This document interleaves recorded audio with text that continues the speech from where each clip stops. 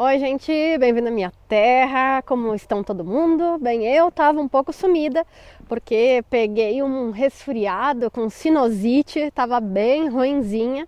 Não só eu tava ruim, mas o clima tava péssimo por aqui. Nessa última semana choveu mais de 200 milímetros, fez frio, fez calor, a casa suou, não tinha como lavar roupa e o jardim também foi um caos.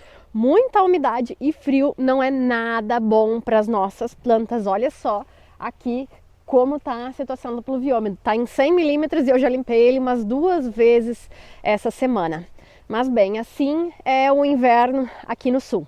E como eu estava muito mal, tudo ficou abandonado, não fiz nada essa semana, então não é que não mostrei para vocês, mas realmente não teve nenhum avanço. E teve algumas coisas que ficaram para trás aqui, mas ainda vou mostrar para vocês. Eu não queria colher porque queria mostrar, mas como eu não conseguia gravar, aí ficou. Então olha só aqui na horta já o que eu tenho de diferente. Bom, os cultivos de inverno estão super felizes, né? Os moranguinhos brotando, um monte de mudinha de calêndula, salsinha para tudo que é lado. As couves também bem bonitas, as couves começam a ficar mais açucaradas agora no inverno. E olha só essa mostarda aqui. A mostarda é uma daquelas plantas que dão esse sabor e essas vitaminas mais para o inverno. E quanto mais frio elas pegam, melhor fica o gosto delas. Então são muito boas. Bom para colocar em refogados, ao meio do arroz ou também na própria salada. Um pouco picante, mas perfeita. Boa para abrir o nariz, né? Começa a subir aquela quentura por causa da mostarda. Muito boa. Mas o que eu queria mostrar para vocês é o que está aqui atrás, que está um pouquinho passadinha, mas ainda dá para ver a lindura que ela é. Essa daqui hibridizou um pouco, né? Ela mesclou. Mas deveria ser então uma couve-flor da Sicília, que seria com essa cor rosa, roxa aqui. Essa é uma variedade muito, muito linda. Ela vai abrindo, vai perdendo um pouquinho mais o roxo, né? Vamos ver, tem outras aqui atrás, talvez essas fiquem mais arroxeadas. Mas olha que linda que ela é. A gente possui couve-flores, tanto a branca, normal, a gente tem a cheddar também, que tem essa cor de queijo cheddar, a amarela, tem também uma variedade verde e essa daqui roxa, que é a coisa mais linda. E se acontece isso com vocês, da couve-flor ficar assim um pouquinho mais aberta, não importa, vocês ainda podem comer ela, tá? Ela só vai estar um pouquinho mais fibrosa já, mas a gente pode comer tranquilamente. E como eu já tinha dito em vários outros vídeos, quando a gente tem essas cores mais púrpura, mais fortes, a maioria das vezes elas têm mais antocianinas e mais vitaminas, o que faz elas mais saudáveis ainda. Talvez não são variedades que crescem tão rápido como as outras, como as comerciais, mas vale muito a pena ter elas. E bem, ainda que a gente teve um pouquinho de frio, agora tá esfriando bastante, amanhã é para dar -3, -4 graus talvez. Não teve tanto frio assim, então a gente também tem ainda os pimentões aqui na horta, o que não sofreu tanto com a umidade, né? Só quem vive aqui no Rio Grande do Sul sabe o que eu tô falando, essa umidade de verdade é péssima e péssima para nossa saúde também, né? Tudo fica molhado. Mas olha só, hoje eu vou colher elas, porque hoje vem geada feia da noite, então vai ser o último dia. É incrível, né? A gente tá já chegando em julho e o tempo tava se comportando quase como um verão, tirando então a chuva muito forte que tinha. Bom, eu vou andar até o outro lado do jardim, lá na terra do meu pai. Muitas vezes eu encontro isso aqui também. Olha só, as quinifófias cheias de abelha, bati elas ali. Mas as quinifófias estão em máximo esplendor, tirando que também elas sofreram um pouco com a chuva. Olha as abelhinhas trabalhando ali. Eu amo essa variedade. Nas próximas semanas eu vou mostrar para vocês como a gente pode dividir ela. Mas o que eu falava então é que lá do lado do meu pai tem uma coisinha muito interessante que eu adoro quando que sai. Às vezes tem na frente do meu jardim também a maior quantidade deles. Eu encontrei no meu jardim, só que agora tem um ali, já tá passando um pouquinho a época, mas eu vou mostrar para vocês. Como vocês sabem, todos os fungos são muito importantes para o jardim. Muitas vezes na engenharia florestal, os agrônomos sempre relacionam os fungos e as bactérias como coisas negativas nas nossas hortas, pomares, etc. Mas a visão de quem é um pouquinho mais orgânico, uma visão um pouquinho mais biológica, ecológica, sabemos que eles são essenciais e eu fico super feliz quando eles começam a aparecer, tá? Então, o que a gente vai ter? Quando a gente tem bastante material com base de carbono no nosso solo, a gente vai ter uma grande concentração de fungos que vão quebrar esse material e incorporar ele ao solo, melhorando tanto a textura e também a quantidade de nutrientes que tem nele. Se a gente tem um solo que tem muita cobertura vegetal verde, que nem a gente vê aqui atrás, nós vamos ter mais nitrogênio e vão aparecer mais bactérias. Bem, por que é interessante saber isso? Dependendo o tipo de cultivos que a gente tem no nosso solo, eles vão se beneficiar mais se a gente tem maior quantidade de bactéria ou maior quantidade de celulosa e fungos, tá? Então, tudo que são plantas grandes, perenes, frutais, tomates, eles vão gostar de uma grande quantidade de fungos. Então a gente pode aprimorar isso incorporando mais material seco. E se nós temos, por exemplo, uma horta ou flores anuais, elas vão se beneficiar mais se a gente tem, então, bactérias no solo, ou seja, que agregando estercos e outros tipos de abonos verdes vai ser positivo para elas, tá? Aqui o meu pai tinha comprado uma cama de pinto, que seria então toda essa maravilha misturada com também ração para pinto. Então tem uma grande quantidade de carbono nesse material. Então os fungos adoram. E olha aqui o que saiu. Ele já está passando um pouquinho, mas vou mostrar para vocês.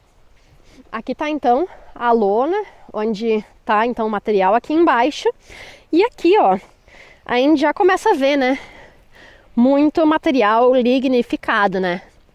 E aqui está ele. Ele já está passando, ele já está se decompondo, mas esse daqui é um cogumelo anêmona, ou também chamado de dedo do diabo. E diabo não tem nada, né? Ele é mais um anjo no nosso jardim.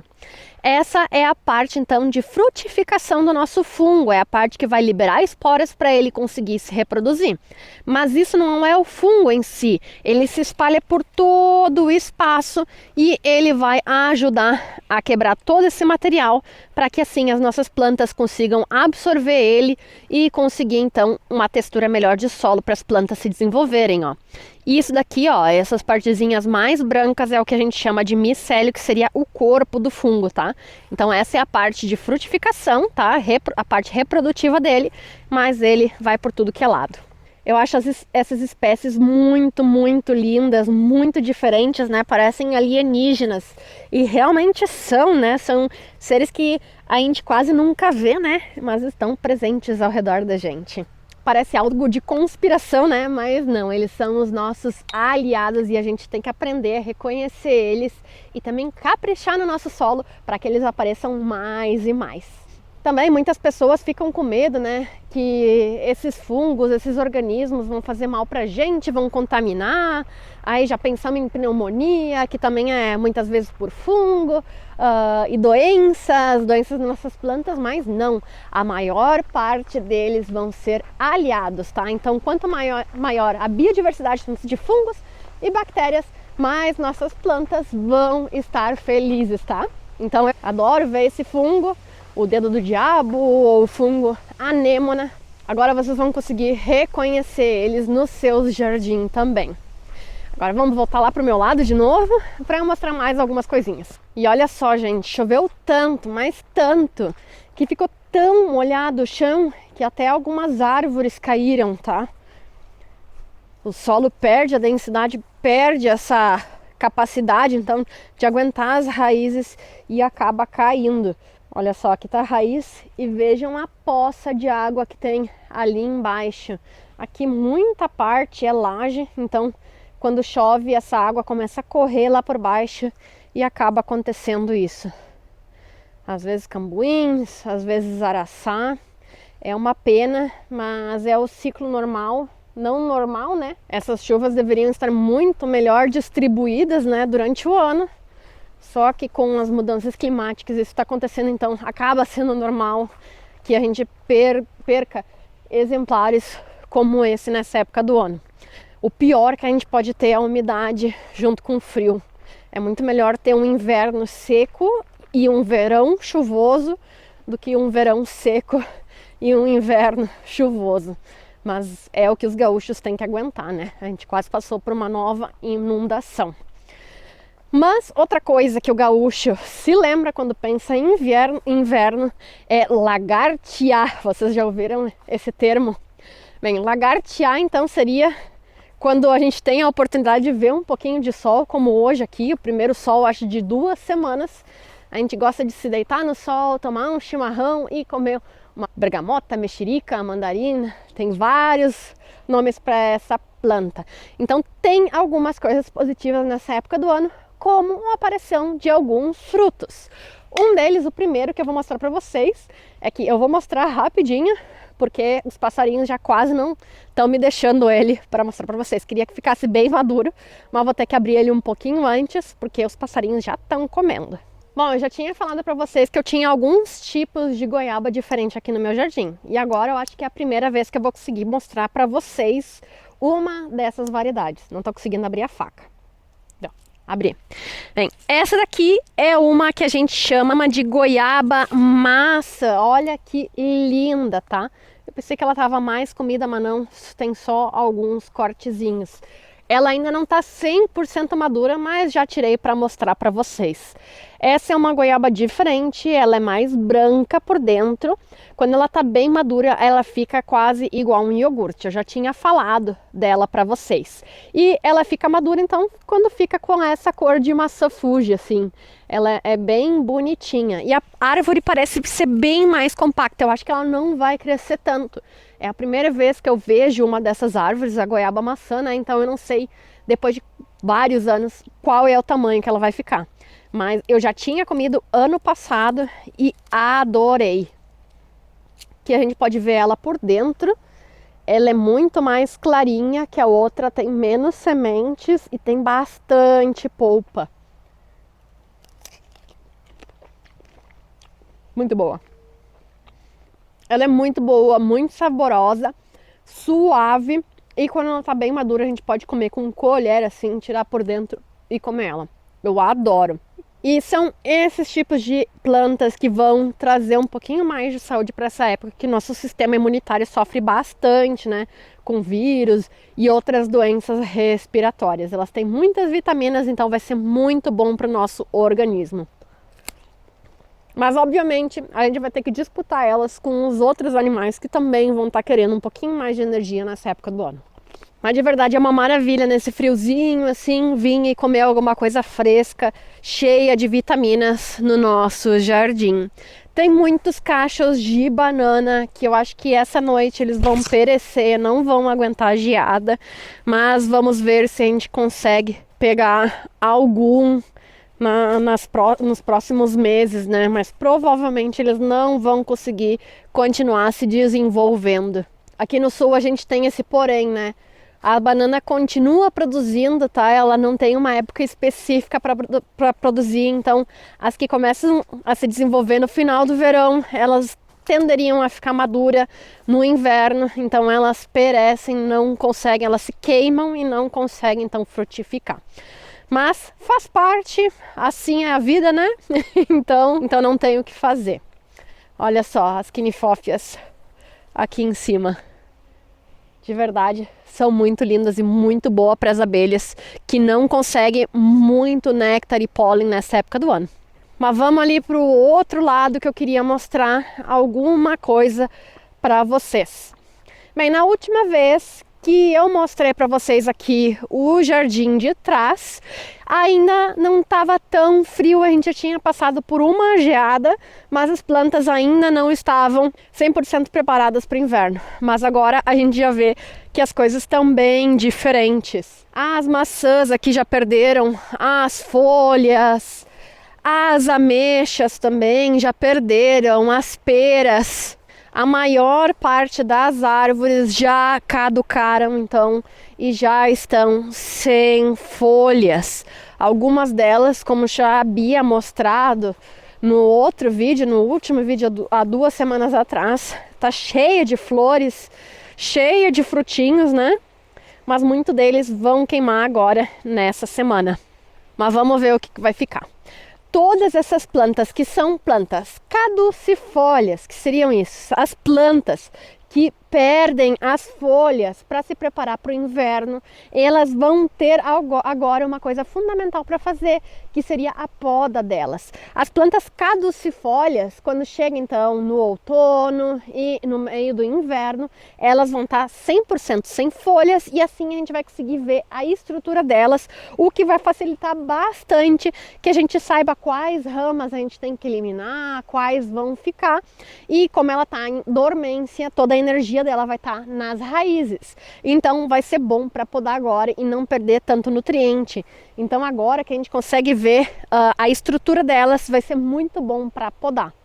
Já as plantas que não são caducas, o melhor é deixar elas em paz agora nessa época do ano e somente podar quando o inverno já esteja terminando, porque as que não são caducas, elas não vão entrar em dormência e elas vão apodrecer bem rapidamente se a gente fizer um corte. Então, deixamos as que têm folhas agora para trás e vamos fazer a poda dessas. Eu não vou fazer hoje, tá? Mas só para vocês terem consciência e já começar a planejar isso, tá? E uma das coisinhas que agora é a época de provar vários tipos diferentes de frutas seriam todos os cítricos. Os limões, laranjas, bergamotas, mexericas, agora eles vão estar no máximo, tá? E aqui eu tenho uma das pequenininhas que plantei ano passado. Essa eu acho que é uma caí. Não, essa é uma pareci, é muito parecida. E a gente vê então os frutinhos já se desenvolvendo, ricos em vitamina C, muito bom para essa época do ano. As minhas favoritas são a pareci, a caí e a montenegrina, porque elas são um pouquinho mais cítricas, tá? Mas se vocês querem algumas mais docinhas, vocês podem ir para tangerina, para pocã. Também são variedades, então, que vocês vão gostar se vocês gostam de um pouquinho mais doce. Mas é que eu queria ver, eu não tô segura, tá, gente? Mas vamos ver juntos aqui se é ela mesmo. Eu normalmente, quando eu planto alguma árvore no meu jardim, eu tendo a colocar plaquinhas de identificação nelas, para que assim, depois de um tempo, eu consiga saber o que eu plantei. Aqui, então, vai ter, por exemplo, a bergamoteira e aqui vai ter uma plaquinha de identificação. Eu faço essa plaquinha com uma latinha, pode ser de coca, cerveja, o que vocês quiserem, e eu escrevo nela, fazendo então uma marcação. Eu coloco um papelão embaixo e com uma faquinha ou com uma chave de fenda eu escrevo nela. Esse método é bom porque assim ela não vai se decompor e a gente não vai perder a nossa marcação. Não sei se vocês conseguem ver bem no vídeo, mas está escrito bergamota pareci. Quando a gente compra do viveiro, da floricultura, elas tendem a vir com essas etiquetas aqui, ó, de papel, de plástico.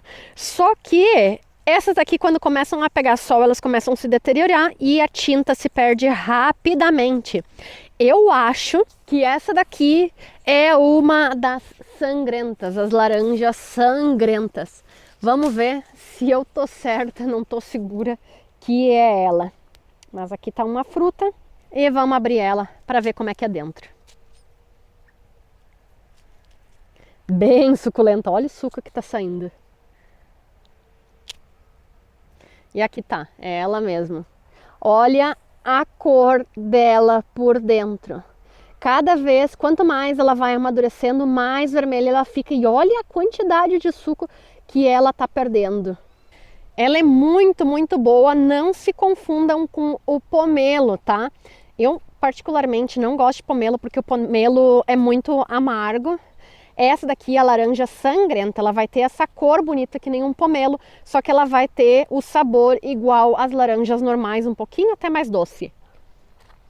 Muito boa, muito suculenta. E outra frutinha também da mesma família, né, dos cítricos, que está começando a produzir aqui, que de verdade eu amava quando eu era pequena. Hoje em dia eu não posso mais comer tanto, porque meu estômago não aguenta tanto, mas que eu ainda amo é a laranjinha quinca. Me digam qual é o nome que vocês conhecem essa planta, porque ela tem vários nomes diferentes por aí, tá? Alguns conhecem como laranjinha, outros já chamam bergamota. Algumas já estão até comidas e também elas racharam um pouquinho porque choveu demais, tá? Mas ainda assim elas estão comestíveis. Olha que maravilha é essa planta! Então são laranjinhas bem pequenininhas, tá? Elas vão ficar da cor laranja, né? Laranjas de cor laranja. Mas elas ficam desse tamanho. Na verdade, esse é um tamanho já bem grande para uma quinca, tá? E a gente vai comer ela inteira, com casca e tudo, tá? Essa é a maravilha dela. Então a gente pega e pode comer ela inteira. A casca, ela é bem docinha e por dentro ela é mais cítrica. Só que, como todos os cítricos, ela tem um pouco de cera, de resina por cima. E isso é o que me faz mal. Se eu como demais, eu começo a ter um pouquinho de problema estomacal, porque ela é muito forte. Mas essa mistura entre doce e esse cítrico que quase vai ao salgado, assim, a mesma sensação na boca, é demais. É uma dos cítricos que eu mais gosto de comer e me remete muito à infância. Não sei qual é o nome que vocês dão para essa frutinha, mas eu amo ela. E falando em vitamina C, olha só outra que vai ter uma grande produção esse ano. Os nísperos, já com flores, já passando, vários frutinhos se desenvolvendo demais. E como eu falei, então, essas plantas caducifólias vão perder as folhas durante essa temporada mais fria. E antes delas perderem completamente as folhas, é isso que vai acontecer. A gente tem, então, as folhas verdinhas, cheias de clorofila, fazendo fotossíntese durante todo o verão, também na primavera, no final da primavera. Só que essa fotossíntese ela é feita através da clorofila, que gasta muita energia para ser produzida. E no inverno provavelmente vai cair geada, em alguns lugares vai nevar e essas folhas vão acabar queimando. Se a planta não consegue pegar esse recurso de clorofila, de proteínas, enzimas que estão nas folhas e enviar para um espaço que não vai ser afetado pela neve, essa planta vai perder muito nutriente, muita energia. Então, o que a planta faz é pegar essa clorofila e degradar ela e enviar toda essa energia e açúcares para a parte então do tronco e das raízes que não vão ser afetadas pela geada. E é por isso que ela começa a perder a coloração, porque a clorofila ela é verde e quando que é absorvida essa clorofila vai ficar outros pigmentos que tem essas cores então mais alaranjadas, vermelhas e laranjas que ficam muito bonitas nessa época do ano. Então, se a gente podasse a planta nessa época que ainda não perdeu todas as folhas, a gente vai estar retirando toda essa clorofila e a planta vai ficar mais fraca. Então a gente tem que esperar que todas as folhas caem e assim então fazer a poda delas de uma forma muito mais fácil, que não vamos ter todas essas folhas por aí. Bom, e uma coisa que eu vou estar trabalhando nas próximas semanas, agora que eu já estou ficando um pouquinho melhor, é com algo que eu recebi de presente de um tio meu. Ele trocou todas as telas dos aviários grandes que ele tinha e ele me deu esse rolo inteiro de tela, que eu vou fazer um galinheiro, não para as codornas, mas agora para galinhas mesmo. Vou cercar o terreno, dentro eu quero fazer uma composteira para elas ajudarem nesse processo, ou seja, que quando eu fizer isso, também vou compartilhar com vocês. Bem, espero que eu não fique mais tão doente nessa temporada e que vocês também estejam bem saudáveis e consigam ver todas essas mudanças que a gente vai ter nessas temporadas. Tem gente que acha que a temporada de inverno não é tão legal porque a gente não consegue estar tanto fora de casa, mas para mim eu acho genial porque tem muitas coisas para fazer, como por exemplo, aproveitar a colheita de todo esse amor que a gente deu para essas plantas durante a primavera e o verão e o inicinho de outono. Bom, se vocês têm mais alguma dúvida sobre essa temporada, vocês podem comentar aqui para que assim no próximo vídeo eu aborde essas dúvidas que vão aparecer. Bom, que tenham um ótimo julho e até a próxima. Tchau!